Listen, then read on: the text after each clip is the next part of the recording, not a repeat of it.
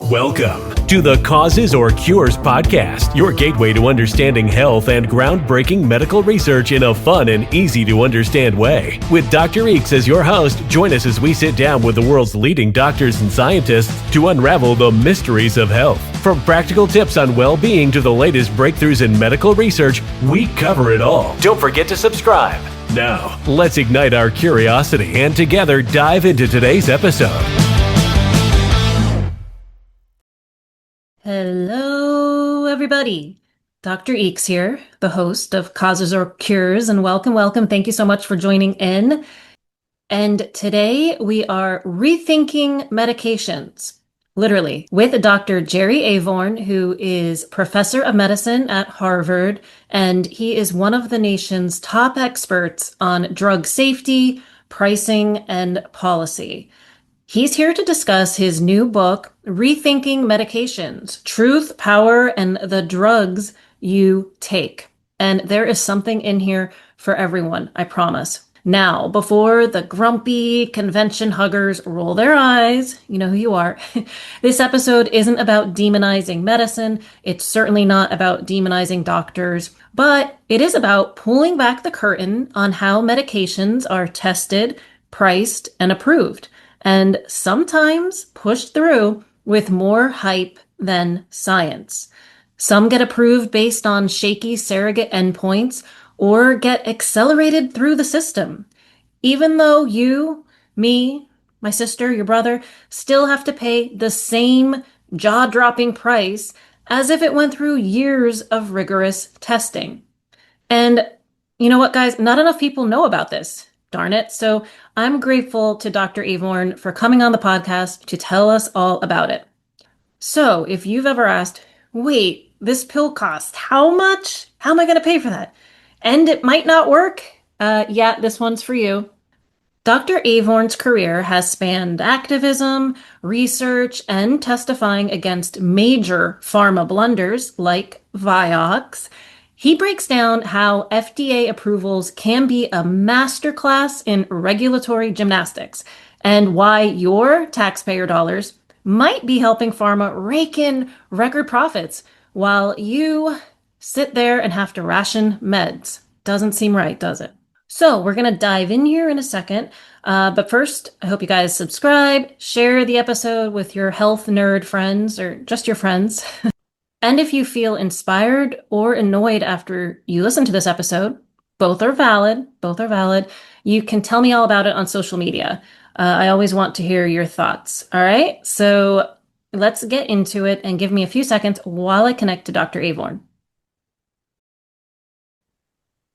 All right. Well, we're 2 minutes early. Okay, great. Better than late. Right. All right, so let's just dive in here. Okay.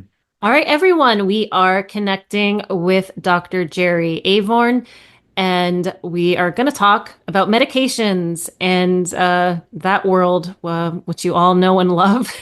But first, Dr. Avorn, do you mind taking a few minutes to introduce yourself to our listeners and tell them the type of work you do? Sure. I'm an internist, and I'm a professor of medicine at Harvard Medical School. I came to Harvard Medical School in 1969 as a first-year student and never left, and have trained in the various pieces of the Harvard empire in Boston ever since then. And I have set up a research group at Harvard and at one of its teaching hospitals, the Brigham and Women's, in which we pull together folks from all kinds of fields: clinicians, lawyers, ethicists, epidemiologists, statisticians, and we try to combine all those disciplines to understand how is it that medications get tested, how are they approved, why do they cost so much, how are they prescribed by doctors, how are they taken or not taken by patients.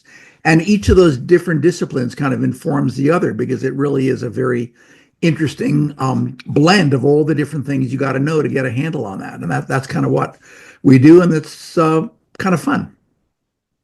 And so let's get to your book. You wrote the book I just read for our listeners, Rethinking Medications, Truth, Power, and the Drugs You Take. So what was the motivation behind writing that book, or how did that whole process start? Well, for a whole bunch of decades, like, 40 years or so, I've been thinking about these issues. And there was an earlier book called Powerful Medicines that came out 20 years ago. And 20 years had passed, and it seemed like there was a lot of things that I had learned and gotten interested in that might be of interest to a wider audience of patients and doctors and policymakers. And so a couple of years ago, I said, wouldn't it be interesting to just sit down and kind of pull all those learnings together in a way that might be useful to other people? Because so many Americans, whether they are patients or doctors or economists or people who run healthcare systems, really need to figure out a lot about the drugs we take. And I figured if I know something about it, why not share that with the world? And one line that you wrote in your book that caught my attention, in medical school, you heard a lot of hard science, but you were never taught to question the clinical evidence. Exactly right. And sadly, we still see that up to the moment in Mm. that we have a course for students at Harvard Medical School. And one of the things we do is we give them a paper to read, like from the New England Journal or JAMA, and say, critique this paper. Did they do this study right? How did they find the comparison? Were the findings meaningful? Would you prescribe this drug? And there still is a lot that we need to do better in teaching medical students, and I think the same applies to nursing students and pharmacy students, how to critically think about the evidence and really go by that rather than go by what one might hear from a drug company sales rep or an activist or somebody who thinks they know what they're talking about but don't. That's probably the single most important thing we need to teach students as well as doctors. How do you evaluate evidence about whether drugs are safe, whether they're effective, how much should they cost, so that you can do that right and not leave it up to either the industry or the patients or some government bureaucrat? I never thought that way either. I had a professor when I was in public health school at NYU who um, really made me think about the methods of a paper, right? Because you just read the conclusion and kind of run with it, and like really diving into assessing the methods. But it's also more complicated than that. It's not just who was allowed to enter your clinical trial. You also have the industries and the funding and all of that. So how do you teach students, or what is your advice for someone? How do you take that into account? Because to me, that's huge in our system. Yeah, it really is. And one of the things that was most troublesome that I wrote about in the book was the way the clinical trials are so often owned and paid for and designed by the companies whose drugs are involved. I think a lot of patients and frankly, a lot of doctors think that somehow FDA tests drugs. And as you know, but not that many people do, the FDA really doesn't evaluate itself whether the drugs work or not. They really work from what the companies hand them from the studies that the companies conduct and design. And when that works well, that's nice. But sometimes the companies will design a study in a way, and you can understand that because they're trying to make money out there in their industry.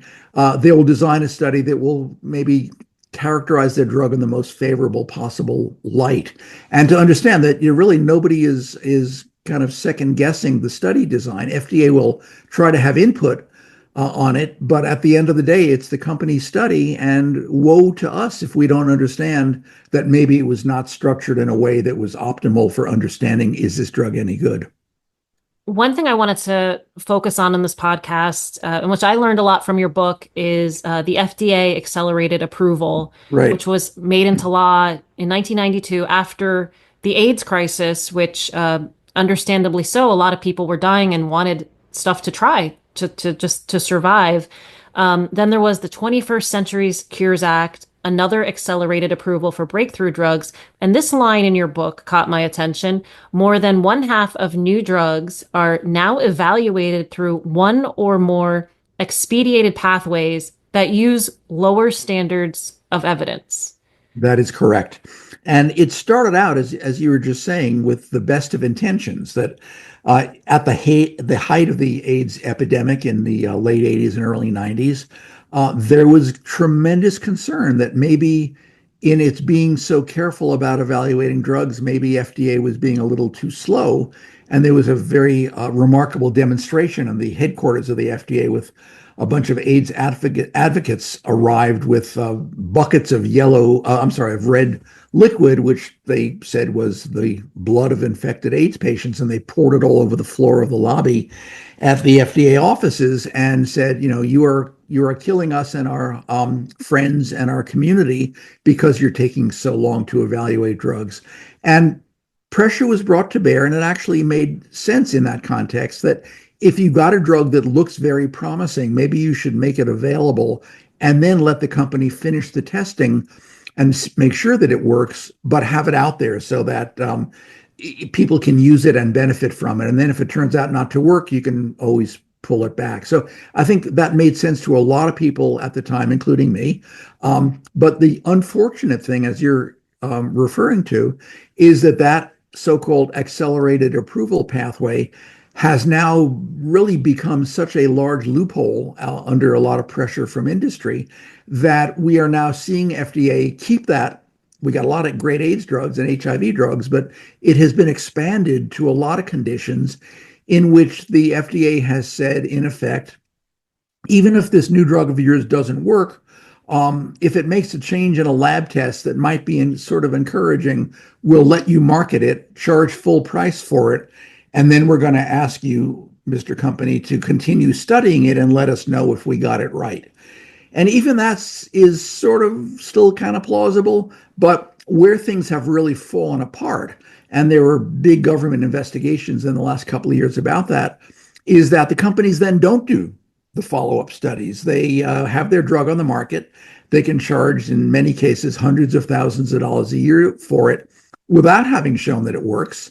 And I write about some examples from muscular dystrophy where this has really become a source of sort of embarrassing slippiness. And they just either the FDA says, we'll give you 9 years to do the follow-up study, which kind of defeats the whole purpose. Or the company says, yeah, we'll get right on it, fine, okay, and then doesn't, as was the case for a number of the drugs for muscular dystrophy. So what started out as a compassionate and sensible way of trying to make the FDA more flexible had now been twisted into something where we've got the FDA approving drugs that don't work and no one ever looks back. I want to make sure our listeners understand what you mean when you say works or doesn't work. So when you talk about, for example, expedited approval based off of a lab result, and that's a surrogate measure. But exactly. So what would be like the slow route of approval? Like, and then you say, okay, it works. Like, what does that look like in comparison to this accelerated pathway? Yeah, that is a great question. And let me be clear, I'm not in favor of slowness. And I know that a lot of listeners may be either patients or family members or doctors who are concerned about getting drugs out as quick as possible. And I think we all are. I think the best approach, and I write about this as FDA needs to get to be more non-binary, in that it's not to say it's all approved and anyone can use it, or it's totally unapproved and no one can use it, but to be open to the original idea, which is if a drug looks like it's really going to be helpful, but you don't quite know, let it be on the market, but not for hundreds of thousands of dollars a year if it hasn't been shown to work. Let it be out there in something we could call conditional approval and force the company to keep studying it. The difference being, and I think you're raising an important distinction here, does it make a lab test look a little better? And that may be encouraging. But if that lab test, as in, again, the case of muscular dystrophy or some cancer drugs, if that doesn't turn out to predict any benefit for the patient, then I don't care what the lab test looks like. I want to know that the drug is helping sick people. And that's where things begin to fall apart at the FDA. They have allowed drugs to get approved just on the basis of this surrogate measure, like a lab test or an imaging study. And then it's almost like they have ADD, their minds kind of wander off to the next new drug approval, and they do not get around to saying, hey, wait a minute, what about that study you were supposed to do, drug company, to show that your drug actually works? So they've got to get a little more subtle about, it's not an all or none thing. You can say promising, let's keep studying it, and some people can still get it, rather than nobody can get it or everybody can get it, which is kind of the approach they take now. Right, right. And so like not many, there's no enforcement with the confirmatory studies. They're not. Exactly right. And, they're supposed to be. And that was Yeah, what there were a couple of right. very hard-hitting inspector general reports that came out in the last year or two Yeah. saying FDA basically kind of dribbles off the court Drop the and, ball. does not enforce its power to say, hey, wait a minute, your drug never really finished the second step of its evaluation.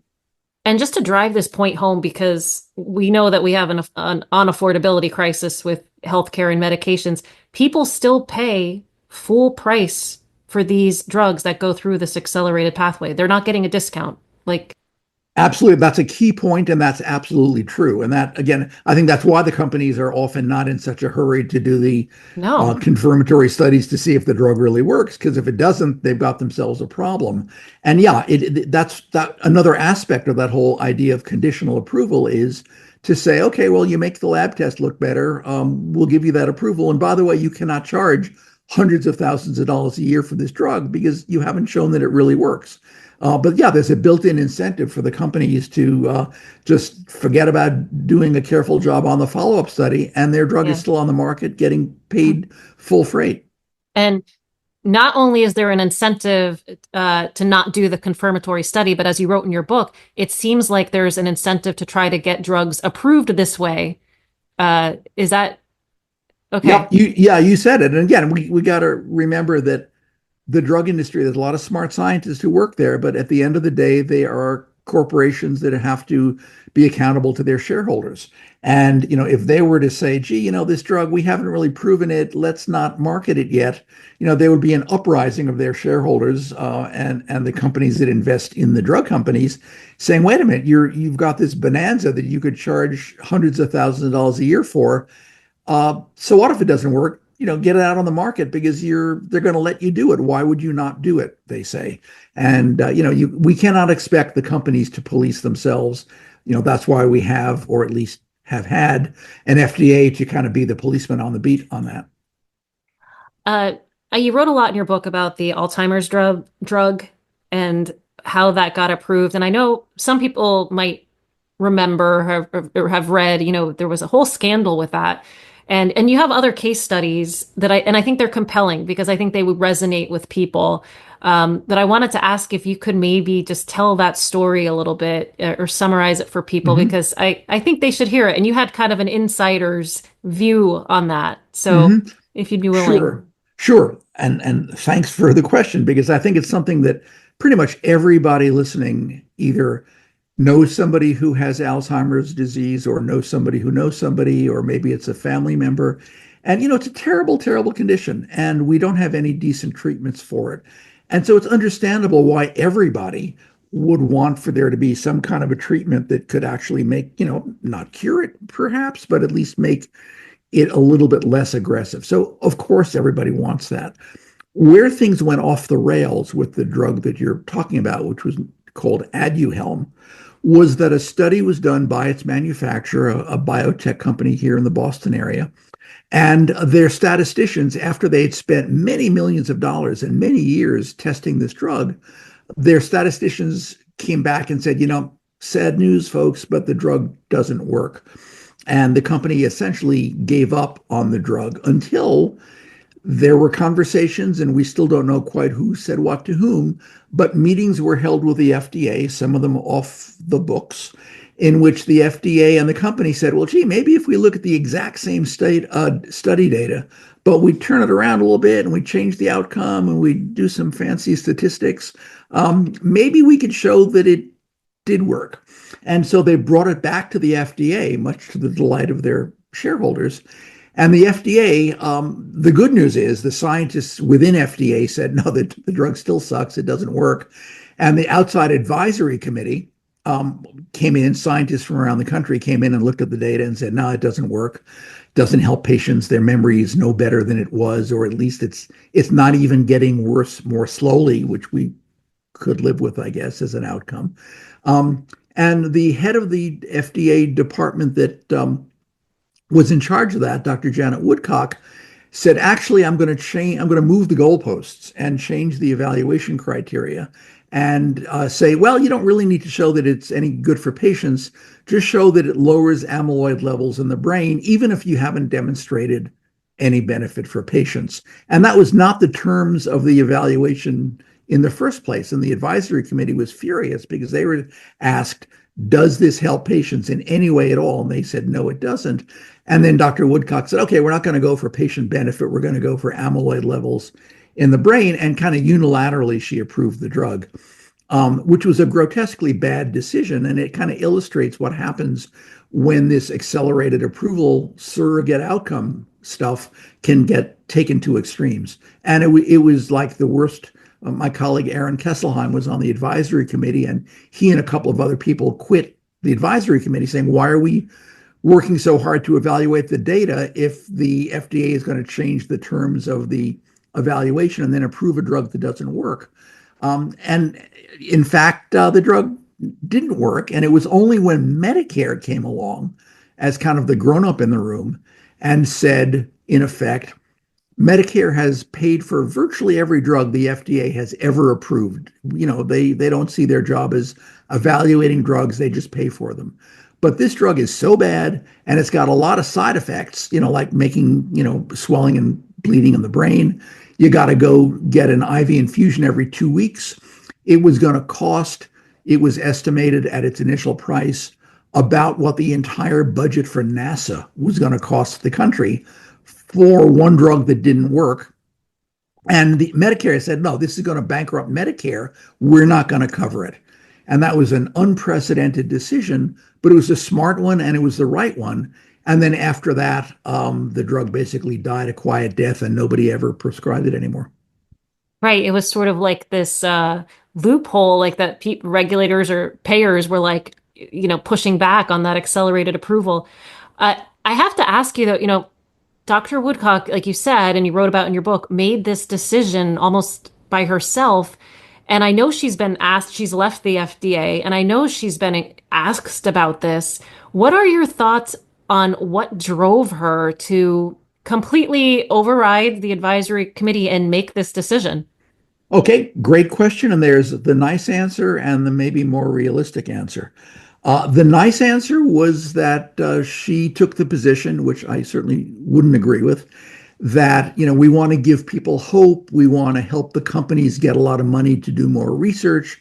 We want to not rule out anything, even if it doesn't work, because these patients and their families are desperate. I think none of those are adequate reasons for approving a drug that doesn't work, especially if it's got risks. But I think the more realistic answer, and one that I think is important for people to understand, is that FDA is under enormous pressure from the drug industry to approve its products. They are the gatekeeper that stands between, a manufacturer and potentially literally billions of dollars a year in earnings from a drug. And so with Congress people and the administration from both sides of the aisle, I might add, Democrats and Republicans, the lobbying presence of the pharmaceutical industry in Washington is the largest of any industry group.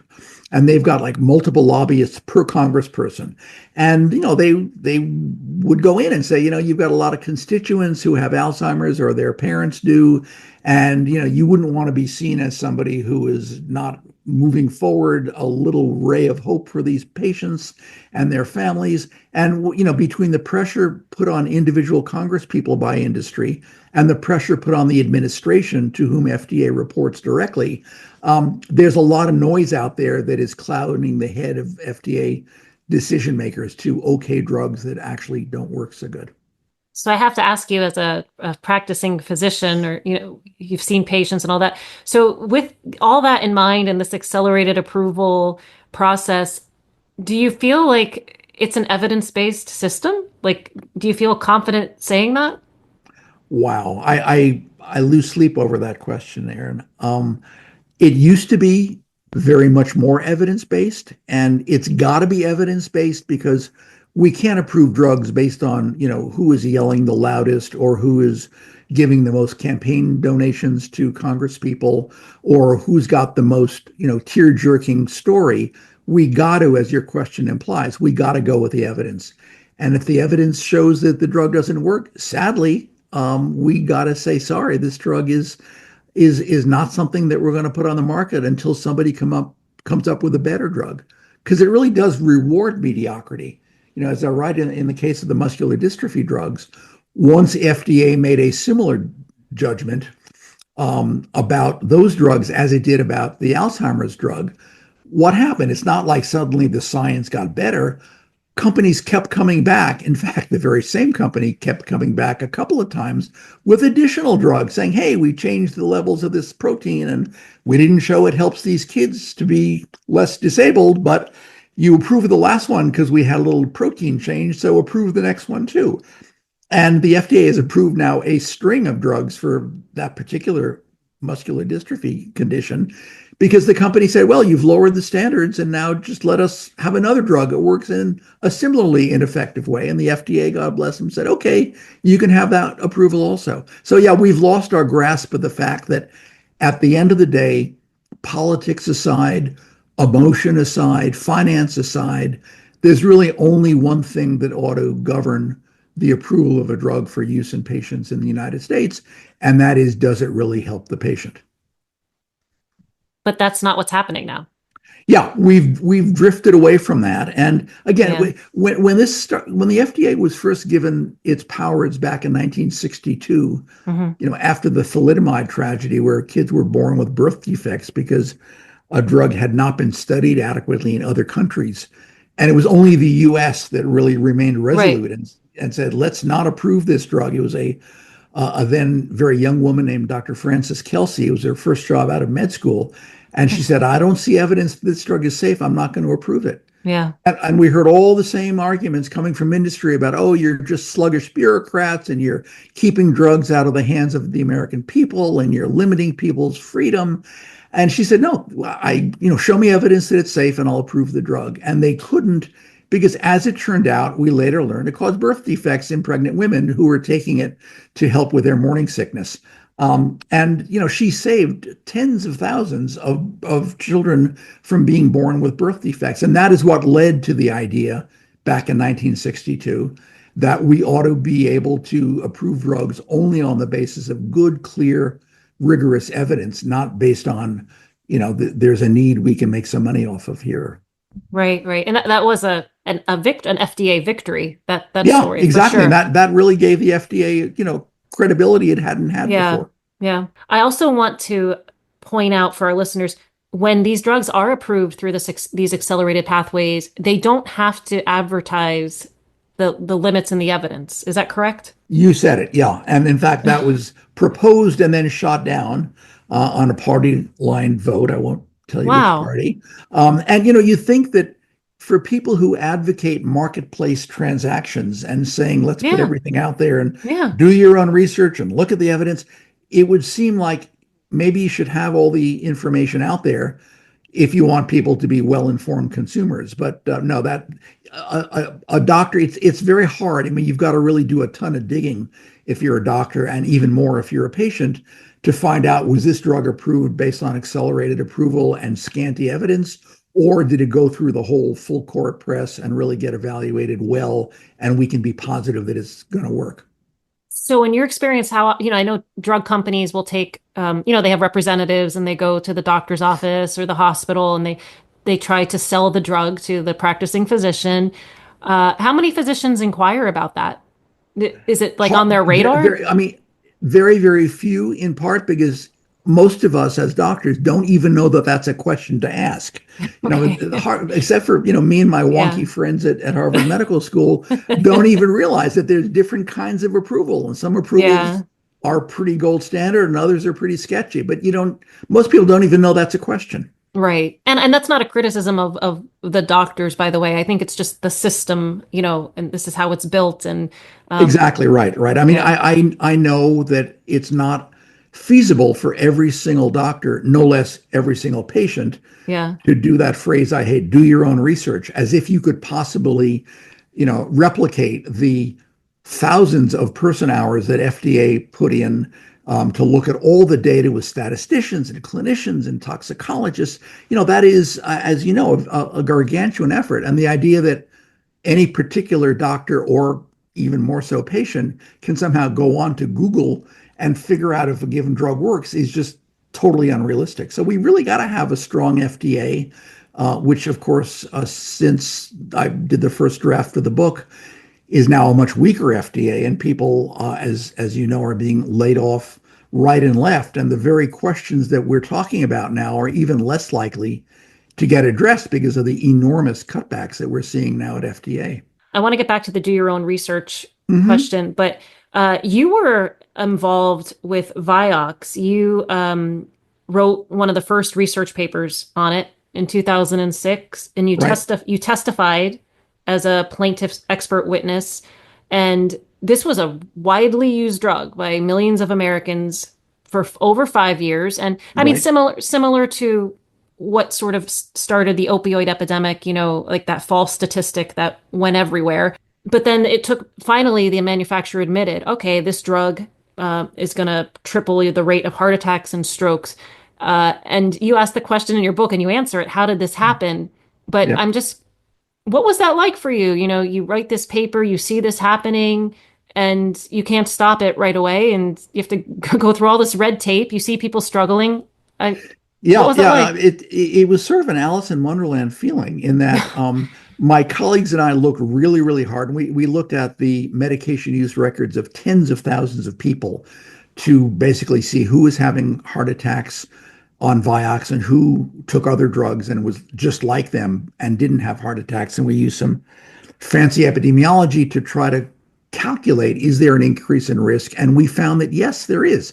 Taking Vioxx was associated with a higher risk of heart attacks. And other groups around the country that were also looking at these so-called real-world evidence of millions of claims of hundreds of thousands of patients who took the drug, who had a heart attack, what else do we know about them to make sure they were comparable. And so we were very convinced of our data, as were others. There was even a valiant guy within FDA named Dr. David Graham who was doing his own study. And as I read in the book, he was told by the FDA, you can't publish this because you found that Vioxx increases the risk of heart attack, and that's not FDA's official position. So don't publish your paper. So yeah, it was a very disorienting feeling. At the end of the day, of course, Graham and us and others who wrote about this and wrote about the association were vindicated because it did turn out that the drug doubled or tripled the risk of heart attack, despite Merck, the manufacturer, telling us, if you publish your findings, you'll be a laughingstock. Everyone knows this is a safe drug. And then a year later, they were forced to confront the fact that their own trial had shown that giving this drug to people doubled the risk of stroke and heart attack, and they had to pull it off the market. But it was very, I had to wake up in the morning and say, am I nuts or are they? And it turned out they were not Reality nuts. check. They were just very aggressive business people, I think. Yeah, yeah. And that raises an important question, and we've certainly came across this during the COVID pandemic. The flow of scientific information, like who people should trust. I mean, you've been through, well, you wrote this book, right? Like we're getting information from the FDA that maybe should make us stop and be like, well, wait, how was that drug approved? And is it actually safe? And yet some people feel like, obviously, you just mentioned a story where someone was told, don't publish your paper. It goes against the official FDA position. And this sort of makes me think of dissenters who have questions. I mean, and yeah, and there's, quackish people out there, we know, but then there's also people maybe with legitimate Mm-hmm. criticisms. And there's this debate about like who's misinforming versus who has a legitimate critique. And I'm just curious, what is your philosophy on the dissemination of scientific information or information that may impact somebody's health or how you practice medicine or how you execute a public health intervention?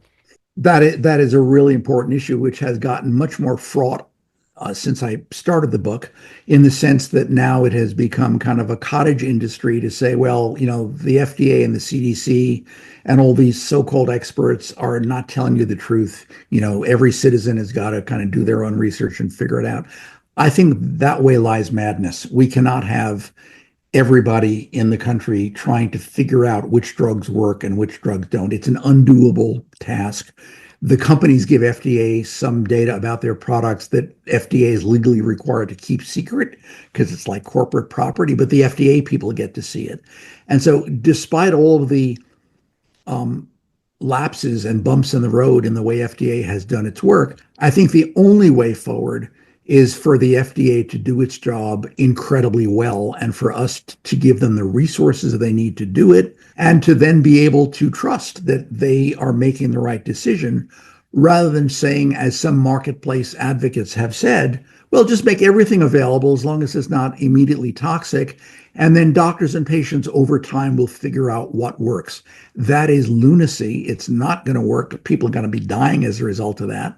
And then the question of, and who's going to pay for it? Should Medicaid just pay for everything and Medicare without knowing if it works? We can't go down that road. The only way that I think we can get this right kind of comes back to one of the very first things you asked about, which is really carefully looking at the evidence, making sure the studies are done well, evaluating that critically, ideally on the part of a very well-functioning FDA, and then putting it out there. And if we need to say, okay, Mr. Drug Company, we'll let you sell it for a couple of bucks a dose until you show that it works, and then you can charge what you want.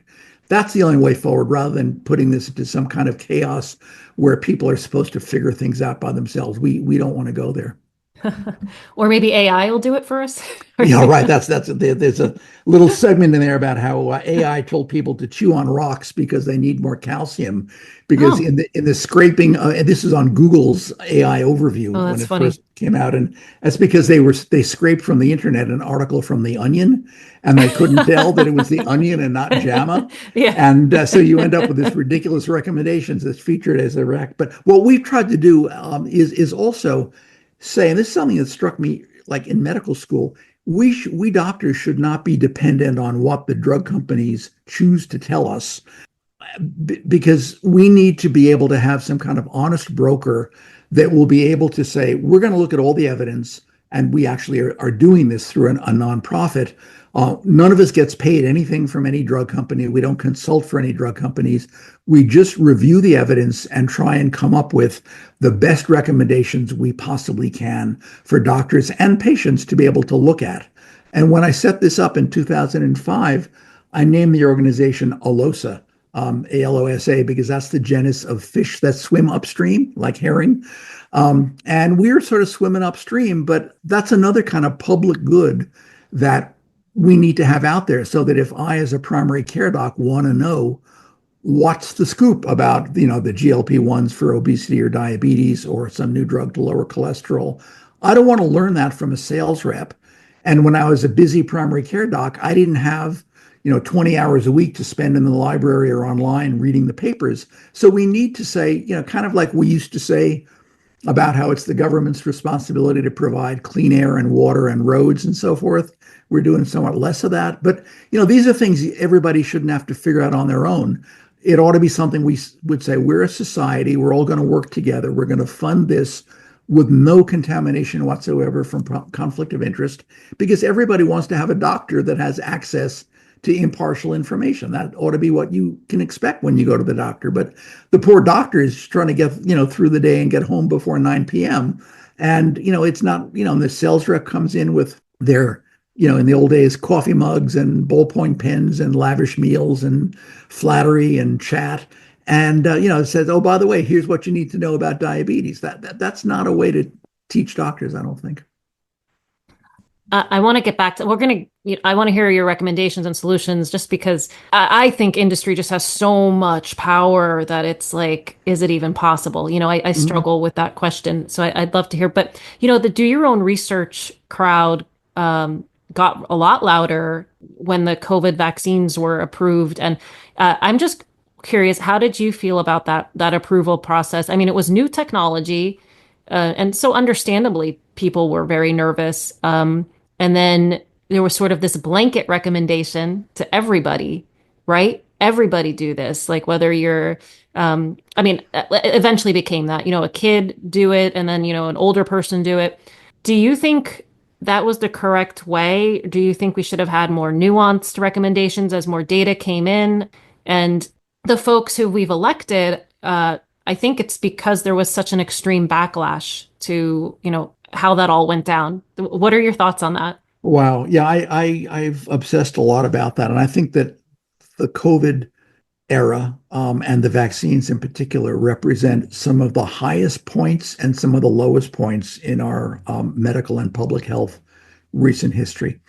By highest points, I mean it's really remarkable when you step back and realize that here was a virus that was unknown to the world until December of 2019, January of 2020, and then within like 9 months, science had developed a vaccine that was remarkably effective, remarkably safe, completely life-saving, and got the evaluation and approval done lickety-split by FDA in a very rigorous way.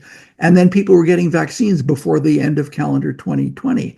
I think that will go down as one of the highest achievements of science in the last 100 years. When you think of what could have happened if we didn't get a vaccine, we all heard about the pandemic of 1918 of another kind of flu, and it could have just been devastating. So that's the good news. The less good news, and I don't think the bad news is of the same awesome magnitude as the good news. The less good news is that, unfortunately, I think CDC and the public health authorities in general did not do an optimal job about communicating and devising policy. My recollection from those days years ago was that everybody was scared shitless about, is this going to wipe out humanity, which it might have. And I think well-intentioned people were kind of falling into some maybe not very nuanced thinking about, let's shut everything down and everybody's got to get vaccinated over and over and over again. And I think they were doing it because I know some of these people, they were doing it with good intentions because they literally were afraid that tens of millions of people were going to die if they didn't get it right. I do think it's fair to say that they did overreact on some issues. But again, you got to put yourself in the mindset of those days. Underreacting, could have been catastrophic in a much bigger way. So the lesson for me is our science is awesome. I mean, when you think about what it would take for a brand new virus no one had ever seen before, and within less than a year, you have a vaccine that effectively prevents it. But I think we got to get better, not at the science, where I think we are pretty damn good, but at communicating the risks and benefits and solutions to people in a way that is compelling and sensible and persuasive. And that's the part we're still not very good at, and we got to get better at before the next pandemic comes along. Right. We kind of give out blanket statements, and there's that. I mean, I do a lot of work in health comms, and there's like that, the fear of like, oh, if you say something too complicated, it's going to just confuse people and people won't do anything. But I always have argued for more nuanced communication. I think the talent is there. The creativity is there. You can get very creative with health communications. And I think we're at the point where like just blanket sort of recommendations just piss people off. Exactly right. Exactly right. And then they don't listen to even the sensible core of what you're trying to say. They just trust is just in the shitter, excuse my language. Right. I wanted to talk about the Turner paper that you highlight, which was a study that talks about negative results of trials were not published nearly as much, and that could possibly bias a person's thinking into like, oh, this drug works better than it does. But then there was a laws passed in 2007 that all trials need to be published. And in your book, you said that there was still an issue with that, with disclosing those trials. Is that true? Well, again, good news and bad news. Okay. The good news is that, you can't bury a study anymore. And as you point out, there was a time before 2007 where a company could fund, and again, remembering that it was the companies that design and pay for and own the results, that a company could do a bunch of studies and then just publish the ones they liked how it came out. And of course, that's not science. And it was really a series of reforms in the wake of Vioxx, actually. And that one from 2007 was, you can't start a clinical trial, you can't enroll your first patient until that trial has been officially and openly registered with a database that is maintained by the government. And that pretty much prevents the possibility of the kinds of problems that we saw with the antidepressants early in the 2000s, where, we like this one, let's put it in a good journal. This other one, well, you don't really need to write it up because it didn't come out so good.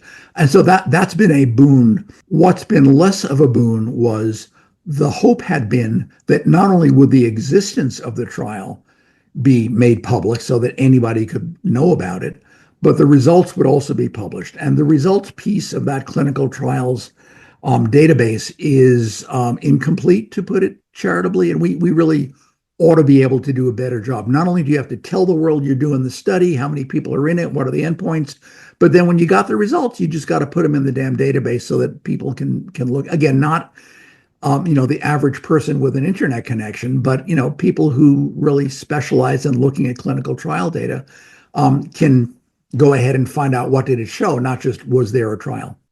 So basically, people would be able to, like, okay, there are some negative results associated with this drug. It's not as glossy as they make it sound. That's more of like just focusing on the positive trials is obviously more of a marketing pitch. Exactly. And it ought to be out there for people. And, we are supporting the drug industry to do these studies. We ought to be able to see what all the results are, not just the ones they want to let us see. And that's why we spend so much effort trying to get information out, where we in this little nonprofit in Boston, Alosa, try to review the evidence and say, here, this is what we found. We don't have an axe to grind.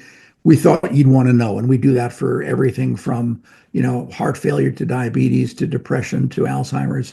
And, just the assumption being that a good doctor will want the best information that he or she can get and will act on it appropriately, but they got to get it, and they cannot spend 20 hours a day in the library trying to find it. Right. How does the system get better? And I just, industry's influence is massive, from medical education, continuing medical education, patient advocacy groups, FDA lobbying, like they're everywhere. So how do you get around that to really make the system work for the patients? Great question. It is the question of the moment. And I guess I wrote the book because I think that is doable. I think we can have enlightened policies about this. I think that a little bit less this year than I did last year, but I think we got to have a vision of, what does the average person, whether it be a patient or a policymaker or a doctor or a family member, want to have out there. We want the best information that is not skewed by somebody's commercial interest, and we want it readily available and disseminated. And if we can't do that as a society, then what ought we to be spending our money on? So we know how to do it.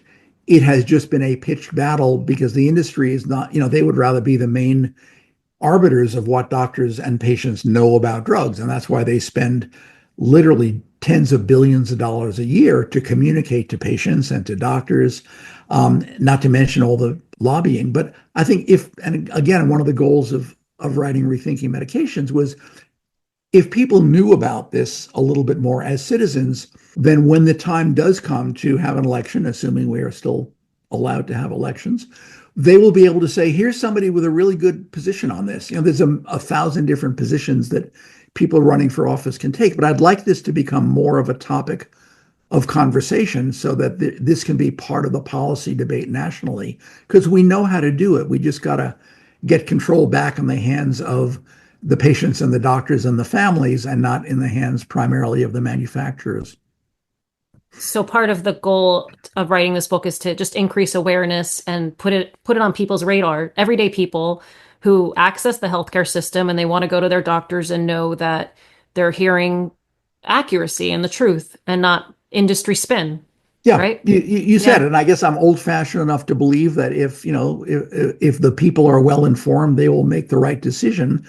And a lot of the bad decisions that people sometimes make are because they don't understand the issues, or no one's really presented it to them. So that's kind of part of the book. And then there's a small piece in it that also is a much more concrete, you can do this tomorrow morning thing, which is when you go to your doctor, what do you want to talk with your doctor about in relation to the prescriptions that he or she is writing for you, around what are the side effects to watch out for? Is there a cheaper version? How do we know that it's safe? And, all the things that I would welcome patients asking me when I was caring for them. I didn't have the time as much as I wanted to Hmm. deal with it, but I forced myself to because that's what you owe a patient when you say, here's a complex chemical that's going to be very expensive and it could do God knows what. I want you to take it 3 times a day. I think patients get to ask, well, what is it going to do? And how do we, again, with the assumption not that it's toxic or that Bill Gates has microchips in it or anything, but just a well-informed patient is the best tool that we can have to helping people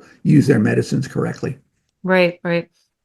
I wanted to ask you about affordability of medication because that also ties into this. And if you have all these drugs getting approved rapidly or whatever, but is there a way to make medicines affordable? Do you think we'll see that day where someone doesn't have to worry so much or has to go create a GoFundMe account, just to pay for medications, which does happen all Oh the God, time. yes, yes, Yeah, yes. And medical bankruptcy is a very common problem, not just yeah, from meds, but from everything. Yeah, again, I maybe it's the child of the 60s in me, but I do believe we can get there. People just need to understand the issue. And frankly, if more people knew that Americans pay twice as much per capita for their prescription drugs compared to the citizens of other wealthy countries. I'm not saying, compared to the citizens of Mali or Sudan, but compared to the citizens of Germany, Canada, France, Japan, Australia, wealthy countries with good healthcare systems, we're paying twice as much for our meds in general, and sometimes for a particular drug. I talk in the book about Xtandi, which is discovered on the taxpayer's dime through NIH funded research to UCLA doctors. But the company that now is marketing it, it's Pfizer and Astellas, are charging Americans who paid for the development of the drug 2 to 5 times what people in other countries are paying for the very same drug. And I think if people knew that, they would probably say this is not something we ought to continue. Let's reward the companies very handsomely if they do research and discover a drug, and we want them to be motivated and encouraged to do that. But if they're piggybacking onto NIH funded research and then they're able to abuse the patent laws in a way that they can just extend their patents forever in a variety of weird ways that I write about that are too boring to talk about on the podcast. But to just strip away all those kind of unnecessary and kind of uneconomic things and say, you got a great drug, you helped develop it, here's a ton of money. If it was developed because of taxpayer research, maybe you don't get paid quite so much for it. And right. that would go a long way to making drugs more affordable. I also think if those changes were implemented, people would trust in the system more and they would trust what doctors who have to be plugged into the system to practice medicine, they would trust more. And there wouldn't be this like, where do I go to find information that, they're not just trying to get my money. You know what I mean? Like that's Exactly what, right. Yeah, I think yeah, trust, you put your finger on what may be our biggest public health problem of today, which is trust. I think people don't believe that doctors and the government and science in general is out there to help them. There are all these weird ideas that it's a way, to get brain, control or to give you things that are going to somehow make you docile. And these crazy conspiracy theories. I would love it if we could have more and more Americans say, we got some wonderful medications out there. We've got great science. We have had a great apparatus for evaluating these drugs. We ought to have and could have a great way to decide what's a fair price that'll reward the drug companies but not bankrupt patients, and go forward on that basis instead of with a lot of the Looney Tune stuff about how these things are basically poisonous or everybody's out to get me, and that's not a way forward for good policy. I agree with you. And we have to find a better way. Of course, the government has a history of misinforming us. And you protested the Vietnam War, and Yeah, hey, I went to West Point, and that was something that we shouldn't have been involved in. And I think it's okay to say that. And right. they convinced the government misinformation convinced America like sent people to die in that war that should not have happened. So you come Yep, from that yep, yep. background too. So that's Yeah, and interesting.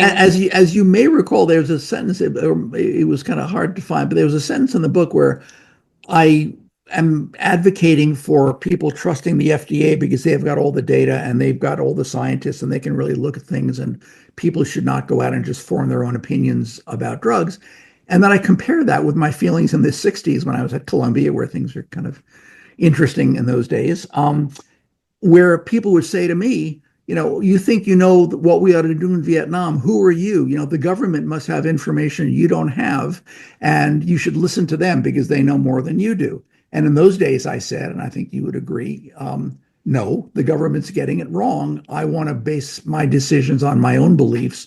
But now, 50, 60 years later, when I think about drugs, I actually take the other side of the position and say, no, we got to listen to the government, at least when it comes to drugs, because they know stuff we don't know. And I actually shiver a little bit when I hear myself saying that. But the only way on that, as opposed to, foreign policy or what we do in the military, is to say, let's just make sure the government is getting it right and openly and doing it in the interest of the people, which was the part we kind of left out in the Vietnam War and the Afghan War and the Iraqi War and a lot of other wars. But I felt very, very creepy saying, yeah, listen to the government. They know more than you do. But here it's true. There it wasn't. Well, that's okay. I mean, that's what we can allow for that nuanced thinking, which, by the way, might be the downfall of AI, because to be able to capture all of the paradoxes or like things that, wait, well, that doesn't make sense. Well, it kind of does, because it's complicated. You can have that position. It's okay exactly. Yeah. That's why we have humans. Yeah. Right. Do you get pushback from industry, or have you? I think they've given up on me. I think they're back in the day, they would depict me. Well, there's also a lot of industry publications I don't read anymore, but I think they do kind of they have in the past depicted me as this wild-eyed, crazy person communist. And they don't do that, to my knowledge, much anymore, both because, I am a professor at Harvard and I do run one of the biggest research programs on medications in the country, and we have 600 papers in the medical literature that are peer-reviewed. So it's a little hard to say that I'm a kind of know-nothing, wild-eyed communist. But they've, I guess, come to understand that I'm a responsible adversary. I don't want to nationalize the drug industry. I don't want them all to go broke. I just want them to earn a fair living the way all the rest of us try to earn a fair living, and not earn money on stuff that doesn't work, and not charge exorbitant prices for stuff that does work to the point where patients can't afford to take their medicines. And that's not a wild-eyed, crazy desire. That's just kind of common sense that essentially every other industrialized country has figured out, except for us. Yeah, I mean, it's bad. The situation's bad, and something has to give. And people know that, or there's going to be a revolution.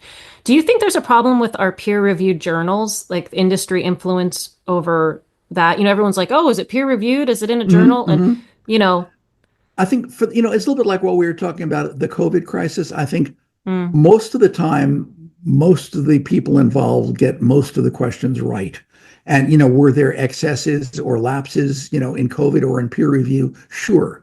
And in fact, those two came together in one of the most embarrassing peer review situations of the last couple of years, where both the New England Journal of Medicine and the Lancet, in the middle of COVID, published papers about what works and doesn't work for medications in COVID that, as it turns out, were submitted by a doctor in my own hospital, but not related to any of our group, who just made shit up. And he claimed to be doing stuff from a database called Surgisphere that didn't really exist in the way he described it. So yeah, there are lapses, but it's kind of like saying we should give up on having elected representatives in Congress because of Santos, and he was clearly a fraudster. Well, yeah, but he was an exception. Most of the time, most people in Congress, much as we may be unhappy with them, are not pathological liars most of the time. And, focusing on the egregious counterexamples does not mean that the whole system isn't workable. We just got to fight harder to make the system work better. So my last question here, it sounds like you ended the book on a positive note. You gave recommendations, things. So do you think you'll see positive change? I mean, but you also are a little cynical about current political issue, the who's in charge and that kind of thing. That's obvious.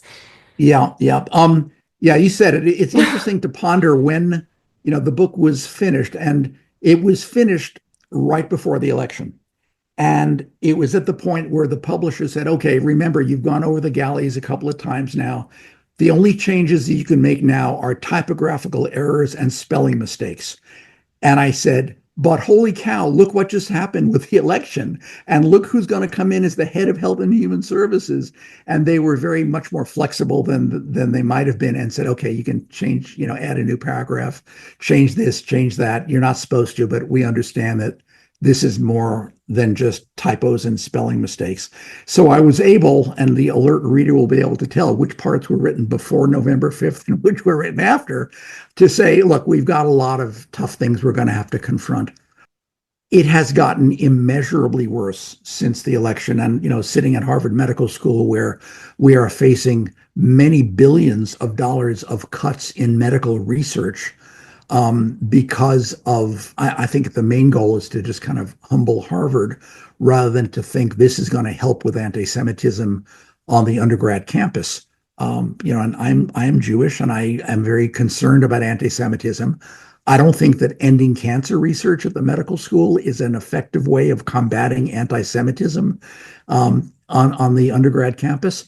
And clearly there's other stuff going on. And the appointments for some of the senior leadership, not just of RFK Jr., but also I'm not enamored of the new head of the FDA or the head of the NIH. And the fact that we've had people having to quit because they did not conform to RFK Jr.'s views about science, about which, by the way, he has zero training, but he sure has a lot of biases. So there's things that have gotten even worse in the last, month or two beyond what I could have possibly expected. But I do note in the book, governments come and governments go. Science is always going to be there for us to get right. We can keep learning how to get it right, because God knows we don't get it right 100% of the time. But this administration and the people in Congress now that are doing what I consider to be anti-scientific, anti-public health things of a magnitude we never thought we would confront, they're not going to be around forever. Science is going to be around forever. And as long as we're not arrogant and we communicate what we're trying to do effectively and we listen to our critics, I think we'll get through this. And it may take a couple of years, but I tried to point out in the book ways that we can find our way back onto a better path when things are a little bit less crazy. Is there anything that this new administration is tackling, like the food dyes, or everyone's talking about, there's early onset cancers happening, there's obesity. We've had obesity increasing since the late 1990s, and we never seem to get ahead of it. And I work in public health, and I'm like, well, that's true. It looks like we failed there. But I also have thoughts on why we failed there. Is there anything that you could say from either a medical or a public health perspective, like, okay, I can get on board with that with the current administration? Yes, I can. And in a way, that's a little troubling that I can, because there are these kind of grains of truth that, who wouldn't be in favor of having less chronic disease, or who wouldn't be in favor of the American public eating better? So, yeah, I think that those are legitimate causes. And, ironically, Michelle Obama tried to do that about eating better and dealing with obesity. And, she was harassed bitterly by the Republicans for, her crazy idea. So, but yeah, I think, if you're not in favor of reducing chronic illness and obesity, then, there's something wrong with you. So sure, I like that.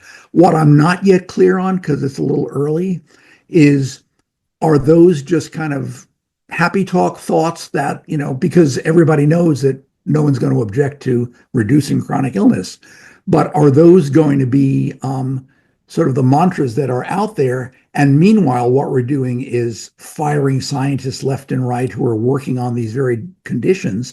In fact, recently there's, as you've probably heard, an NIH scientist who was working on the problems of ultra-processed foods, who actually was not allowed to present his findings because they weren't an exact fit with RFK Jr.'s views about it. He wasn't advocating ultra-processed foods. He was just trying to understand, why can people not stop eating them when they start? a key issue. But there's the dogma, just like the head of vaccine research at FDA was fired because his views didn't match those of the totally devoid of science training RFK Jr. So yeah, there's things that, well, I guess to answer your question a little bit more succinctly, sure, I'm in favor of reducing chronic disease and in Americans eating better. What I'm not yet comfortable about is, although it's going to be sort of the rallying cries that every single American is going to like, and meanwhile, what we are doing is devastating the science that we need to get right in order to understand those very problems. And what I do see happening at Harvard, at Columbia, at medical schools and research hospitals all over the country, at NIH, is the devastation literally last month, this month, and next month of real science that is going to deal with chronic disease, vaccine risks, ultra-processed foods. People who are really doing good science, they're getting just smashed. And so I can take not that much comfort on the fact that people are going around with slogans saying we got to reduce chronic disease in this country. So I'm afraid on my bad days that those mantras are basically being used to distract the public while the very devastating work of destroying the science that we need to do to accomplish those goals is going on. So I'm not a happy camper at the moment. Not a happy camper. Well, and there's also, I'm sure you've read like researchers or, going to Europe or European universities or overseas are like, hey, come here, you can do your science here, which is not good for America's standing in the world, by the way. Like if we're losing, Right. If only that was the only thing that was not good for America's standing in the world. But yeah, no, absolutely right. I mean, some of the damage has already become irreparable. I mean, some of the clinical trials and animal studies that have been interrupted because they got stop work orders. And, you don't just put a clinical trial or an animal study or a lab experiment, as on hold for a couple of weeks or months, and then just come back like you're, picking up on the Netflix show that you pressed pause on. We have already lost science. We are losing, as you say, scientists. We're also losing scientists who don't want to work in university settings where they can explore any idea that seems important, and are taking jobs in industry where, we need good science in the drug industry too. But all these young people who are saying, I don't want to trust that I'm going to get an NIH grant. I'd rather just be told what to do in marketing some little modification of a best-selling drug so they can get a new patent. It's not the best science I can do, but at least I'll have a job because I got my loans to pay off. So that loss has already occurred. And as you mentioned, people are literally looking at jobs overseas. That is not going to come back. Some of these harms are going to be irreparable and are going to diminish the country's medicine and science irreparably. Yeah, that's a sobering thought. But the one thing about the drug companies is that you're right, and I see it too in the public health side. There's people looking to try to get into the private sector, after working for years in the government, CDC, and but there's always job security there. Like that's the one thing you could say about the drug companies, like, right? Like they are always just there's always hiring. Like there's very rarely is there like you have to worry that your job goes away, and they pay well. I mean, they pay. I mean, we have faculty in our group who have decided reluctantly to go into the drug industry from our research unit at Harvard, and they have literally doubled their salaries and in some cases tripled their salaries. And people work in university settings because they want the freedom to explore new ideas. Yes. They don't want to be sort of sat down and said, here's your job and do it until you come up with a product we can market. And we are losing people who are not going to be able to come back. Yeah. And that hurt is never going to necessarily go away 100%. Right. And that's, I mean, a lot of people in public health who are doing that, and they're going to make a bunch more money, but it's not in line with their ethos. Like they like to do the interventions, and they'll take less money because it's more fulfilling. You said it. That's right. And as you know as well as I, it's not like there's the big public health companies I can go to work for. Public health is a social good that we need to provide for each other through the government. It's not like there's going to be a public health company that will be in the private sector. Yeah, and there's always that boom and bust funding cycle. So like it's just hard to keep anything consistent, which is part of the problem with public health. If it was more consistently funded and maintained and the resources were there, we'd probably be doing better. But Right. it's not there. But Well, that relates back just to one final point about it comes down, and this is again something I know is dear to your heart. It comes back to the communication aspect. I mhm, don't think that those of us who are engaged in thinking about public health or healthcare delivery or communicating with doctors and patients about their medications have respected the importance of communication enough. And as a result, the people who are brilliant communicators are the drug companies who have the yeah, best and the brightest from the world of marketing in their employ. Scarily, I think some of the fringy people around, vaccines cause autism and, some of the other weird things we're hearing about health are also, sad to say, very effective communicators. it's true. And, those of us who sit in our university and say, well, I'm at Harvard and you should come to me and I'll, tell you what I feel like telling you, have lost the battle or are losing the battle for communication. And as we've seen, I think your points earlier about COVID and the vaccine, um, that's an important battle not to lose. And saying, well, I got the science right. If you didn't communicate it adequately to the point where people understand and believe you and trust you, then that's not 100% of getting your job done correctly. Yeah. Absolutely. And there's an art to communication. You And I said, think, and a yeah. science, And a both. science. And Yeah. but both have to be there if you want to make an impact, if you Right. want people to Yeah. listen to you. And And I think oftentimes the art is yeah. not there. And that's why it doesn't Exactly happen. right, and too long Yeah. we've said, well, we know what the right answer is, so why doesn't everybody do what we tell them No, to do? And no, that ain't going to work. Yeah, no. and I think politically we've also got similar issues that just sort of knowing you're right, if you don't communicate it well, and as we saw in the last election, doesn't exactly get you any political Yes, power. you're right. Yeah. And that's kind of like the was ignored in the sciences and public Hmm. but it's so important, especially today when you have so many communicating avenues and everybody can say whatever. So you have gifted communicators who are connecting with people who it might be a bunch of hot air, Yeah. whatever, but and it's amazing to watch, but I think you can also have both, like, Hmm. and be altruistic about it. Yeah, no, you said it. That's part of what we've been trying to be about in our group and Yeah. our ALOSA group to try to get the word out. Because yeah, it's not enough to say I'm right and I'm smug and I know I'm right and I don't really care if you believe me or understand me. That we know where that leads, and it's not a good place. And there's doctors on social media who come across as just elitist and Mhm. like Yeah, in name calling and like they just look like snobs. I'm like, you're preaching right. to your choir, but you are not Yeah.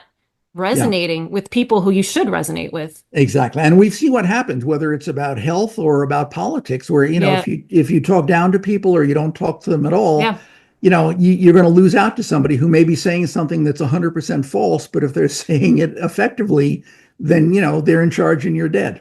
yeah, exactly. Exactly. Yeah. People want to be seen and they don't want to be ridiculed. And their concerns. You have to figure that out. That's the art. But Dr. Exactly. Avorn, this was very interesting, and thank you for your time. And just if you want to tell people where they can go to read your book or even learn more about your research organization at Harvard, that would be great. Sure. Rethinkmeds.info is the website, and there's everything there about the book and about our work. And they can get the book or they can read chunks of it or whatever. Rethinkmeds.info. Are you making an audiobook? It is already made. I And read it myself in my own raspy voice, and it's up. Yeah, and it's up on Amazon or any of the other sites where you can get books. You can also get the that's audiobook. good. I've recently gotten into audiobooks more. Like when I go on runs and stuff, I used to Yeah, listen to yeah, I right. listen to like Grateful Dead and Guns N' Roses, my old stuff. But like I liked the audiobooks when I'm out walking around, and I Yeah, think it's right, great. right. So One of my colleagues said that to me. It was just like having you running alongside me, and I said, "That's nice because I will never run alongside you. I'm sedentary." But yeah, yeah, yeah. people, they can do it while they're commuting or while they're falling asleep or whatever. Yep, Yeah, it's out yeah. there. All right. Well, thanks so much. And I'll share the links too for our listeners and appreciate your time. I And good have luck really today. enjoyed talking with you. Thank you so much. All right. Have a great Okay, weekend. okay, you too. Bye bye. Bye. All right, everybody. That's a wrap. So what did you think? Did you love it? Did you hate it? Do you think it should be required listening for everyone who's ever been handed a prescription?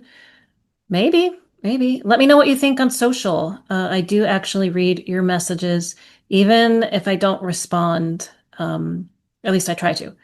All right, please share the episode with your friends who have thoughts about pharma, your friends who don't have thoughts on pharma, your uncle who believes FDA stands for fast track drug approvals. Wait a minute, is he right? Maybe. Or just someone you know who's ever questioned their medications, or just anybody who's curious and wants to, just unplug from the system and observe it and be like, wait a minute, let's look at these different parts. Like I've been part of this system and I don't really understand all the moving parts or what's going on. Just unplug, take a deeper look. It can't hurt. And I hope you subscribe to Causes or Cures wherever you get your podcast so you don't miss what is next. And now it's quote time, and I will leave you with the words from Lord Byron. Always laugh when you can. It is cheap medicine. Very true. Very true. Unless you laugh so hard and get an asthma attack, which has happened to me. Not a bad way to go though, right? Like if you laugh, you're laughing, you're literally laughing, but then your bronchial tree closes down, whatever. That's something for my journal. All right, until next time, everyone, stay curious, stay critical, and read the fine print. All right, have a good day wherever you are, and goodbye for now.